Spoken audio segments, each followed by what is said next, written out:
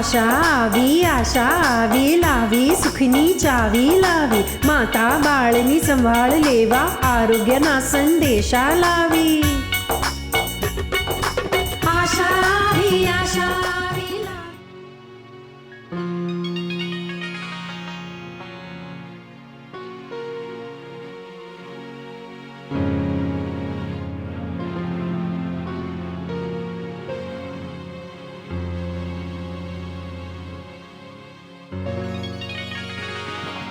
કેમ છો આશાબુન?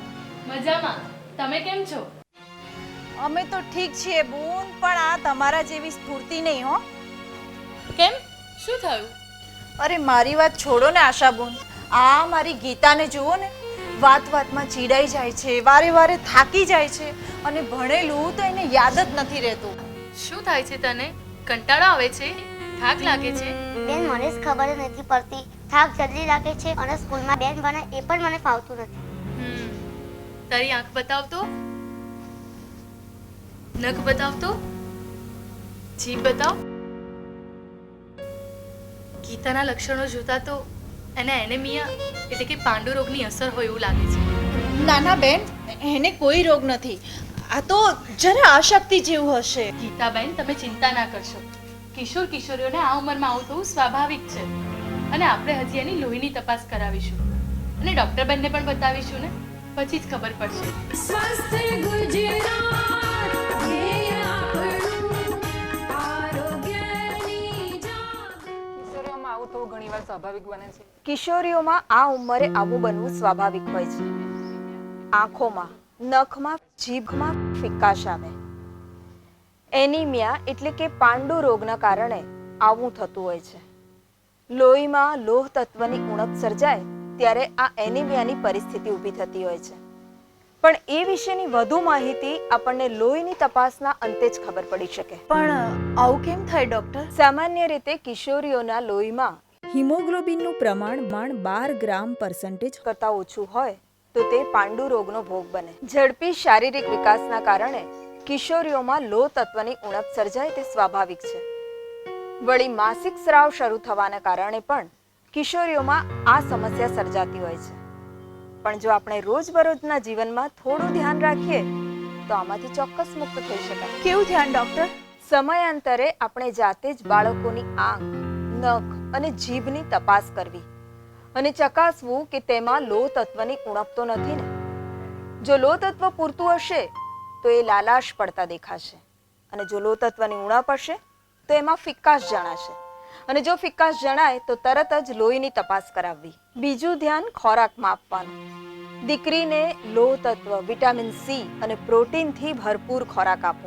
લીલા પાંદડાવાળા શાકભાજી જેવા કે સરગવો, કોથમીર, ફુદીનો, કારેલા, કંકોડા, બીટ, કોબીજ અને સાથે બાજરી, કાળા તલ, ખજૂર, તરબૂચ. ભોજનમાં ફણગાવેલા કઠોળ, જામફળ, સંતરા, આમળા, લીંબુ જેવા ખાદ્ય પદાર્થોમાંથી કોઈ એકનો દરરોજ ઉપયોગ કરવો. ભોજન સાથે ચા કે કોફી પીવાનું ટાળો. અને હા, મોટે ભાગે કિશોરાવસ્થામાં ઊભી થતી આ ઉણપને નિવારવા માટે સરકારના આરોગ્ય વિભાગ દ્વારા દરેક શાળામાં શિક્ષક મારફતે આયર્નની ગોળી આપવામાં આવે છે, જે દરેક કિશોરીએ લેવી જ જોઈએ. તમારી શાળામાં પણ આયર્નની આવી ગોળીઓ આપવામાં આવે છે ને? અને તમે લો છો ને? હા, પણ એનાથી મને ઉબકા આવે છે એટલે હું નથી કરતી. હા, ઘણીવાર એવું બનતું હોય છે, પણ એનાથી ગભરાઈને ગોળી લેવાની બંધ નહીં કરવાની, કારણ આ ગોળીથી શરીરને ઘણો લાભ થાય છે અને માટે જ દર અઠવાડિયે આયર્નની એક ગોળી તો લેવાની જ. નાની અમથી ગોળી જુઓ, લાભ જુઓ તો કેટલો મોટો, કેટલો મોટો, કેટલો મોટો. એનિમિયા ભગાડે એટલો મોટો. જમવામાં તમે શું શું ખાશો? શું શું ખાઈએ? શું શું ખાઈએ? ભાજી લીલા પાંદડાવાળી ગોળ અને ખજૂર. જરૂરથી ખાઈએ, જરૂરથી ખાઈએ. લીંબુ, મોસંબી ને આમળા વિટામિન સી માટે. જરૂરથી ખાઈએ, જરૂરથી ખાઈએ. દૂધ અને ફણગાવેલા કઠોળ અનાજ સાથે. જરૂરથી ખાઈએ, જરૂરથી ખાઈએ. મમતા દિવસની સેવાઓ દર બુધવારે. જરૂરથી લઈએ, જરૂરથી લઈએ. એનેમિયાને જરૂરથી બગાડીએ, જરૂરથી બગાડીએ. આપ સૌ એનેમિયા એટલે કે પાંડુ રોગની પ્રારંભિક બીમારી અને તેની અસરોથી બચવા માટે આટલું જરૂરથી યાદ રાખો. એનિમિયા અટકાવવા કિશોરીઓને ખોરાકમાં લોહ તત્વયુક્ત લીલા પાંદડાવાળા ભાજી જરૂરથી આપો. ભોજનમાં આમળા, જામફળ, સંતરા, લીંબુ, મોસંબી જેવા ખાદ્ય પદાર્થોમાંથી કોઈ એકનો આહાર દરમિયાન ઉપયોગ કરો. રોજિંદા ખોરાકમાં અનાજ, ફણગાવેલા કઠોળ, ખજૂર, બાજરી, કાળા તલ, તરબૂચ, ગોળ લેવા જોઈએ. ભોજન સાથે ચા કે કોફી પીવાનું ટાળો. મમતા દિવસની સેવાઓનો અચૂક લાભ લો. દરેક કિશોર કિશોરીએ શાળામાં આપવામાં આવતી લોહ તત્વની એક ગોળી અને સિરપ અઠવાડિયામાં એકવાર જરૂરથી લેવી.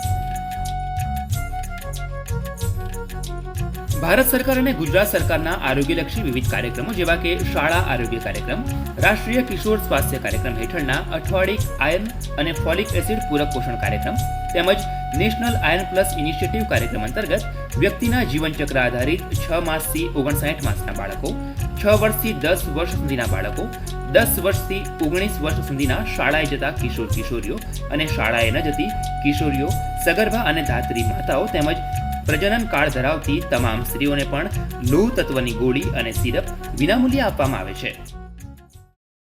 કમિશનર શ્રી આરોગ્ય અને પરિવાર કલ્યાણ અને નેશનલ હેલ્થ મિશન ગાંધીનગર દ્વારા જાહેર આરોગ્ય માટે પ્રસારિત.